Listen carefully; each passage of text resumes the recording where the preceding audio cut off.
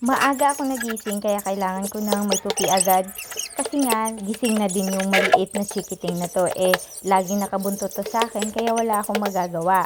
So, kailangan bilis-bilisan ko yung mga ginagawa ko. Kasi nga, ito kapag ka nainip na to, magwa-wide na to. Kaya inutusan ko muna yung isa kong anak na kukunin yung tambo. Ang hirap namin, kaya ito, di ba? Ginagamit ko kasi itong pamalo ng mga anak ko, kaya tingnan nyo naman, di ba? Ang galing. Matitigas kasi ulo. Kaya, katulad nito, matigas ang ulo.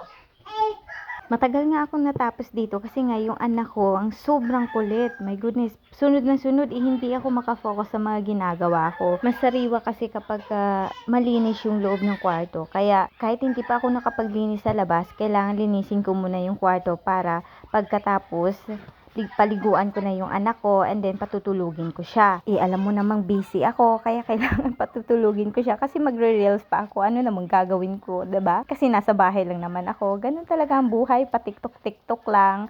Pero kailangan malinis muna. Alam niyo na, nauso ngayon yung yayaman ka na bigla dahil sa pagre-reels. Kaya kailangan magpupursige tayo sa buhay, magtiyaga lang, pa-upload kung ano-anong gawin natin content. Kaya nag-video ako ngayon para may mai-upload ako, 'di ba?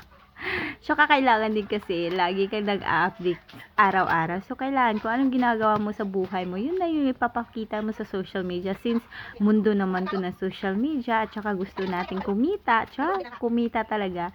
Syempre mahirap na ang buhay ngayon. Kaya kung dito ka lang sa bahay, wala ka namang ginagawa, ang gawin mo dyan, maglinis ka. Tapos iba-vlog mo yung paglilinis mo kung paano mo ginagawa. Akala mo naman yung ibang tao hindi marunong maglinis. Ano ka?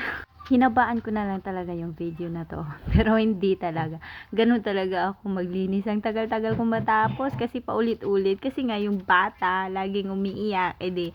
Stop na muna. Ang hirap kasi gumalaw kapag may bata ka. Kasi nga, hindi ka matapos-tapos sa mga ginagawa mo. Ako yung tipong tao, naiinis ako kapag may ginagawa ako, hindi matapos-tapos. Kaya, naha-high blood talaga ako. Yung init ng ulo ko, umaapaw, ganon. Kaya kailangan kapag may ginagawa ako natatapos. Kaya sobrang ingay ko kapag may nagdi-disturbo sa akin na may ginagawa ako. Kailangan talaga, nakafocus ako. Kailangan matapos ko talaga yung ginagawa ko kasi iiwan ko na lang dyan. Kasi wala na akong ganang balikan, ganon. Kaya kailangan kapag may ginagawa ko, sinisimulan ko, kailangan ko tapusin agad.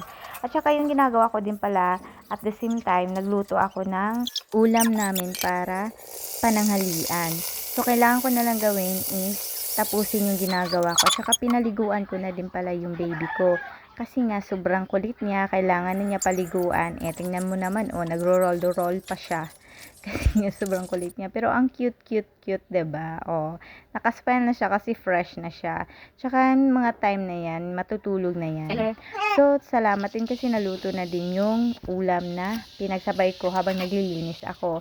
At saka tapos na din yung lahat ng ginagawa ko. Ayan, tapos na yung pinaglinisan ko kanina. So, ang gagawin na lang ng batang makulit na to, kailangan na lang niya padidiin at saka matulog na siya the rest of the day. Sleep well. Thank you for watching.